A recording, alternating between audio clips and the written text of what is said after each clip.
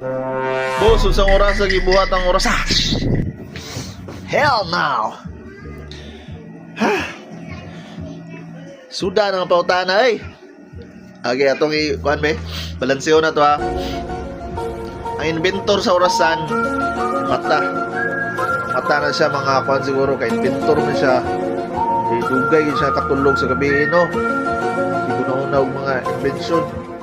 Mga kuhan na siya mata, mga alas 10 sa buntag. Bro, what are you talking about, man? Magkape-kape pa man ha. Umahaw pa. Tapos pag-abot og alas 12, maniudto na pod. Hindi pa na siya kabuhat. What? Human og alas 12, yung magpaniudto. Mag-siesta pa na, matulog pa na kadali, tagpilaw. So mga kuhan siguro, mga alas 2, alas 3 siguro niya gibuhat dol. I don't believe this. I don't believe you.